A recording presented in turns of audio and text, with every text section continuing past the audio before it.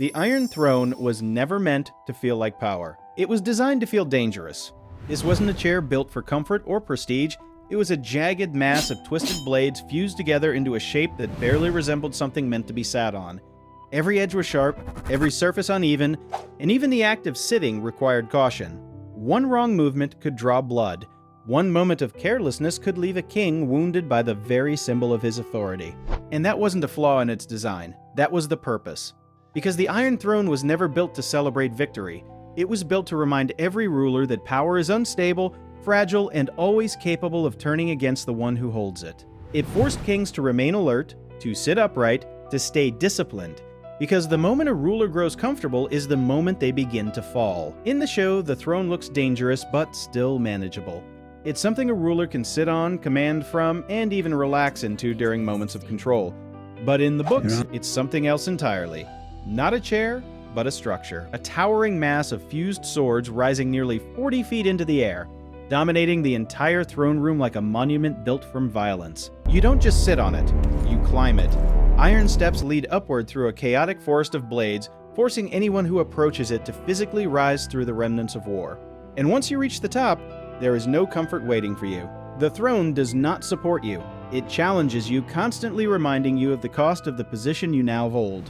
Because these weren't just random pieces of metal, they were swords, real swords, thousands of them, blades that once belonged to kings, soldiers, and warriors who fought, lost, and surrendered. Each one carried a story. Each one represented a battle that had already been decided. These were weapons that once determined the fate of kingdoms, now reduced to fragments, stripped of purpose, and gathered into a single overwhelming mass. This was not decoration. This was a message. Aegon the Conqueror did not want a throne made of gold, marble, or beauty. He wanted a throne made of defeat. He wanted every lord, every enemy, and every future king to look at the seat of power and see exactly what it cost to reach it. And then came the part no human could achieve alone. The forging of the Iron Throne did not happen in a normal fire. No furnace built by men could generate the heat required to melt thousands of blades into a single structure.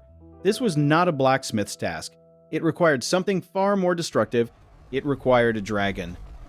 A creature so massive and powerful that his very presence reshaped the battlefield. His fire was not like ordinary flame. It was intense, overwhelming, capable of melting stone, steel, and anything else in its path.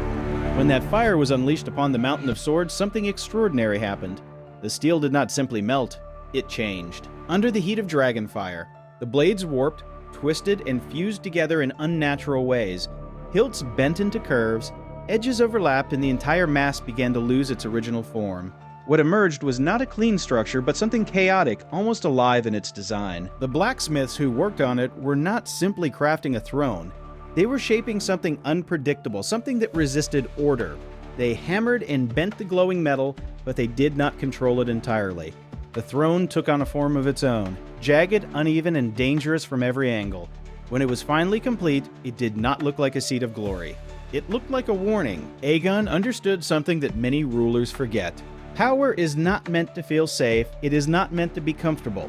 A king who sits too easily becomes careless. A ruler who forgets the danger of power eventually becomes the cause of his own downfall. So he built a throne that would never let that happen. A throne that forced every king to remain aware, alert, and disciplined. A throne that punished weakness, hesitation, and arrogance. A throne that made it impossible to forget the weight of the crown. And history shows that the throne did exactly that. Many who sat upon it were cut by its blades. Some dismissed it as coincidence, others as carelessness. But over time, a pattern began to emerge. The throne did not wound every ruler equally. Some sat without injury, while others were marked again and again, as if the throne itself rejected them. This is where the story becomes even darker. Some maesters believe that the Iron Throne is not just a physical object. That's something about its creation, something about the dragonfire that forged it, changed it at a deeper level.